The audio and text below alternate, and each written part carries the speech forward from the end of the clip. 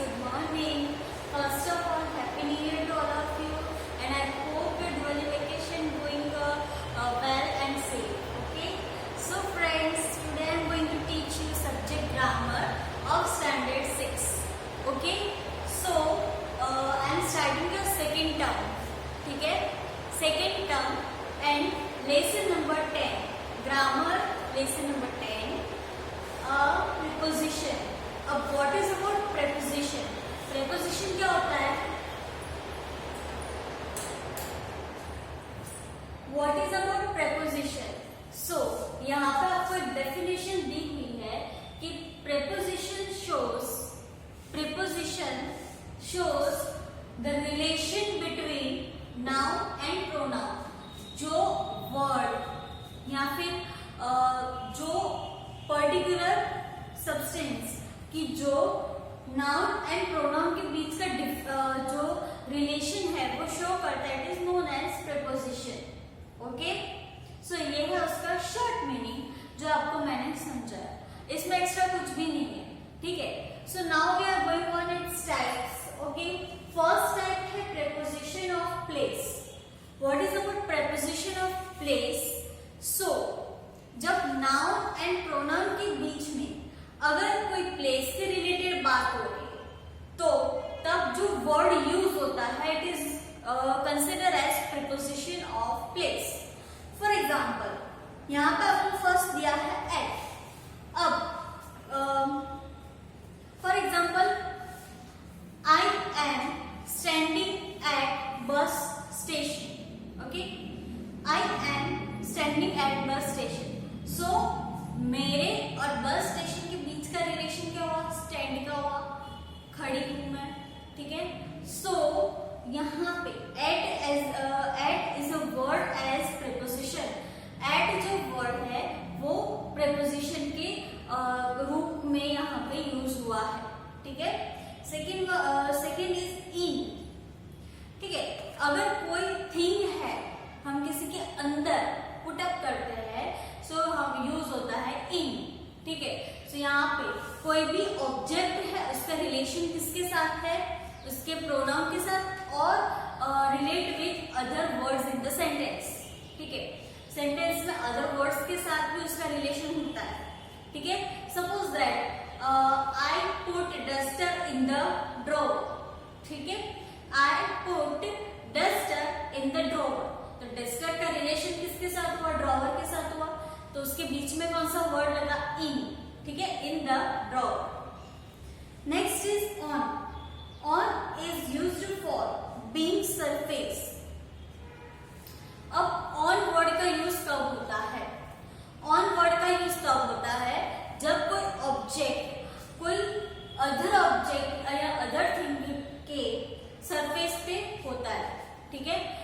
For example I put my book on the bench. ठीक है.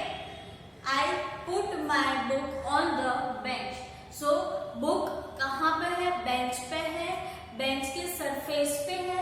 So it used word on. Okay. By, beside. Okay. By and beside. By, beside ये सब words का use, ये सब prepositions का use कब होता है? जब दो थिंग, ठीक है, दो ऑब्जेक्ट या फिर दो नाउन एक दूसरे के पास में होता है, राइट लेफ्ट में होता है. ठीक है. सपोज मेरे पास में कोई है, कोई ऑब्जेक्ट हो या कोई पर्सन हो. सो अगर मुझे ये शो करना है कि मेरे पास में, मेरे बाजू में कुछ है तो मैं उसके लिए बाय और बिसाइड वर्ड का यूज करूंगी. ठीक है. For example a girl stand beside a car. Okay. A girl stand beside a car. It means that कि गर्ल जो है वो कार के पास में खड़ी है. सो यहाँ पे रिलेशन किसके बीच में हुआ? कार एंड गर्ल के बीच में. ओके. सो बीच में वर्ड लगा बिसाइड. अंडर. अंडर का आपको तो पता ही है, नीचे. ठीक है. जो सरफेस के नीचे होता है उसको, उसके लिए हम वर्ड यूज करते हैं अंडर. एबो. पार्ट ऑफ एबो लेग.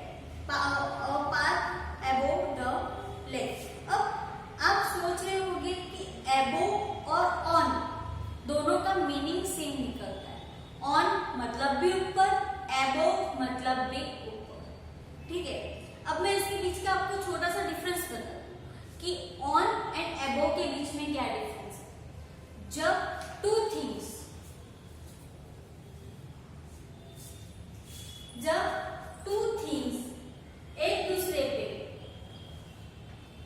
एक दूसरे से टच होके रिलेट करती है, सपोज दैट कि ये टेबल है, ठीक है, suppose that it is a table और टेबल के ऊपर एक बॉल पड़ी है, तो बॉल जो है वो हवा में तो उड़ेगी नहीं, टेबल से चिपकी हुई टेबल के ऊपर उसके सरफेस पे ही पड़ेगी, उसके सरफेस पे ही रहेगी। तो जब दो ऑब्जेक्ट एक दूसरे के साथ टच होते हैं तो उसको बोलते हैं ऑन, मतलब कि दोनों थिंग का सरफेस एक दूसरे के साथ टच होता है तो उसको बोलते हैं, वो दोनों के बीच का रिलेशन होता है ऑन। ठीक है, बट अगर सपोज रिवर जा रही है यहां से और उसके ऊपर ब्रिज बना हुआ है, रिवर के ऊपर ब्रिज बना हुआ है, तो ब्रिज क्या रिवर से टच होके बनेगा? नहीं बनेगा ना। ब्रिज होगा वो कहां से जाएगा? ऊपर से बनेगा ब्रिज। ठीक है, तो ब्रिज कहां होता है? रिवर के ऊपर होता है, जो कि रिवर को टच नहीं करता है। हाँ, इनकेस जब ओवरफ्लो होता है वो एक्सेप्शन केस है, अदरवाइज कोई भी ब्रिज रिवर से टच होके नहीं बनता है। ठीक है, तो ये अबोव, इसके लिए अबोव वर्ड यूज होता है। क्यों? क्योंकि वो उसके ऊपर से निकलता है। ठीक है, अगर मैं यहाँ से ये बॉल है, मैं यहाँ से थ्रो करती हूँ और जो टेबल के उस तरफ जाती है तो उसके लिए वर्ड यूज होगा अबोव। ठीक है, अगर ये बॉल भी यहाँ से थ्रो करती है और उसके ऊपर टेबल के ऊपर से जाती है तो अबोव वर्ड यूज होगा। अगर ये सरफेस को टच करती है तो ऑन वर्ड यूज होगा। ठीक है, तो ये दोनों जो वर्ड है उसके बीच का ये डिफरेंस है कि अगर दोनों के सरफेस एक दूसरे को टच करते हैं तब ऑन वर्ड यूज होता है, और जब वो दो थिंग्स एक दूसरे के ऊपर नीचे होती है, ठीक है, होती ऊपर नीचे ही है लेकिन टच नहीं करती है, तब अबोव वर्ड यूज होता है। ऑब्वियसली बॉल भी टेबल के ऊपर ही है और ब्रिज भी रिवर के ऊपर ही है, लेकिन ये सरफेस टच होता है, वो सरफेस टच नहीं होता है। ठीक है, तो ये दो वर्ड के बीच का डिफरेंस है।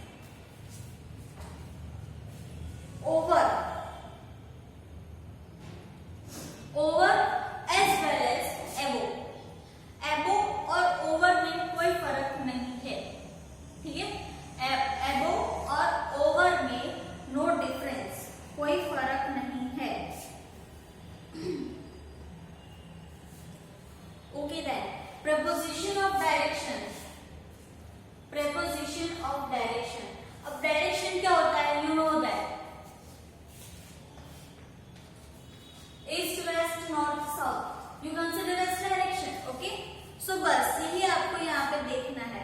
बट ये जो डायरेक्शन है ये properly east west north south के रिलेटेड नहीं है। डायरेक्शन किसके रिलेटेड है? सो डायरेक्शन ऐसे है, फर्स्ट एग्जांपल आपको दिया है, the children are going to school. अब इसमें क्या हुआ? डायरेक्शन शो किया। सपोज दैट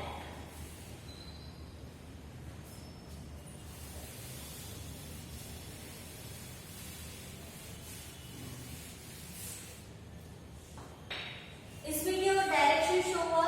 फॉर एग्जांपल यहाँ पे हाउस है और यहाँ पे स्कूल है। ठीक है, स्कूल है तो डायरेक्शन कैसे हुआ? Children are going to school, तो ये डायरेक्शन शो हुआ, गोइंग टू, ये डायरेक्शन शो हुआ कि बच्चे अपने घर से स्कूल में जा रहे हैं। सेकेंड है they are coming from the station. ठीक है, दे आर, अब सपोज दैट यहाँ पे स्टेशन है और यहाँ पे हाउस है, तो ये डायरेक्शन ऑपोजिट हुआ। ये क्या हुआ? कमिंग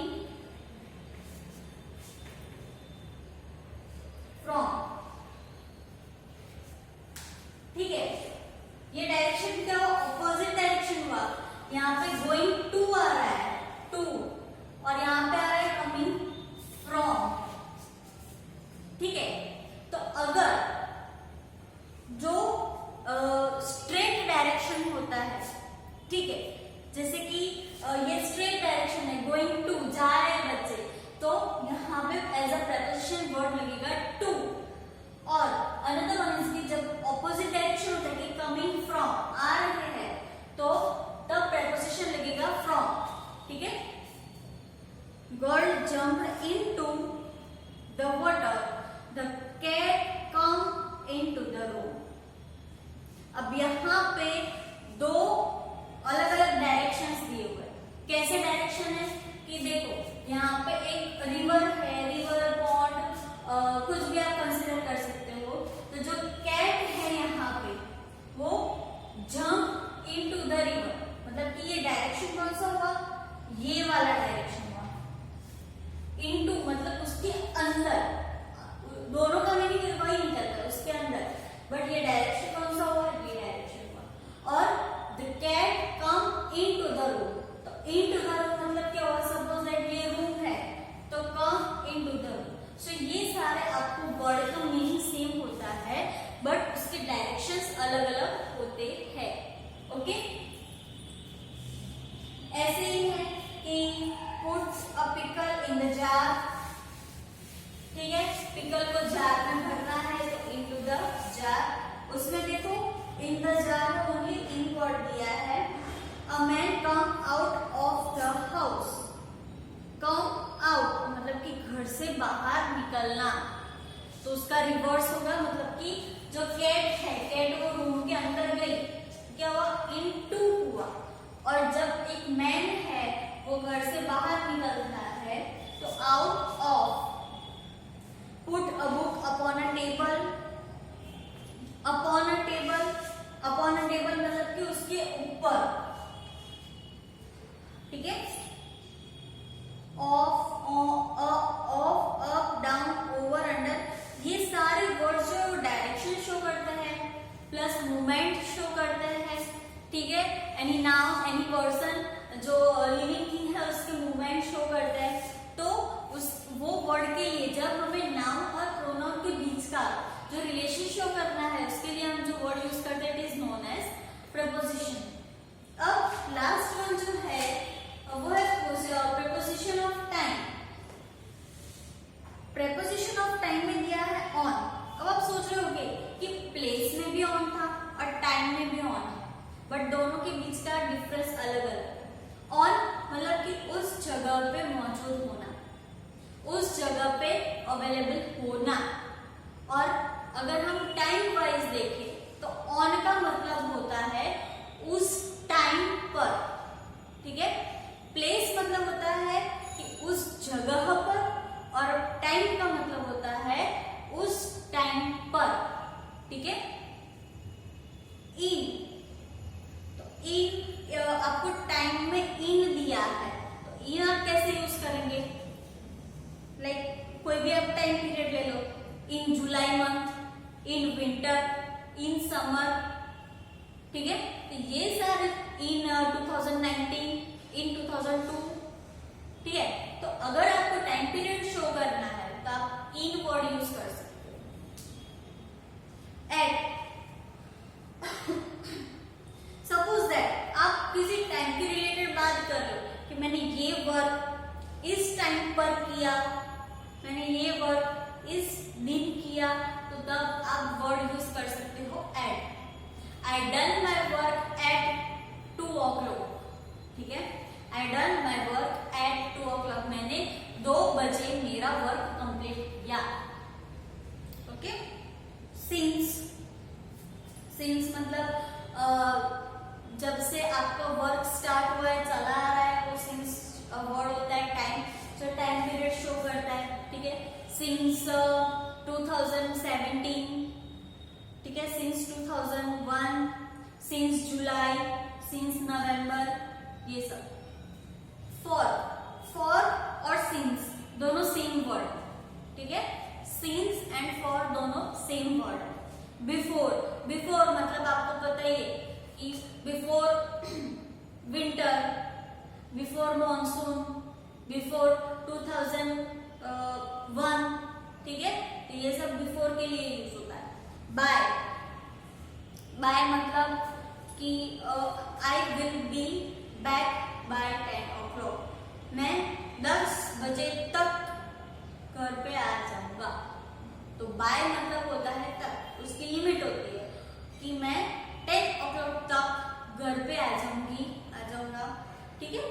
सो ये था आपका टॉपिक प्रीपोजिशन का, जो एकदम इजी है, ठीक है। सो यहाँ पे आपका ये टॉपिक कंप्लीट होता है। So goodbye friends, have a nice day.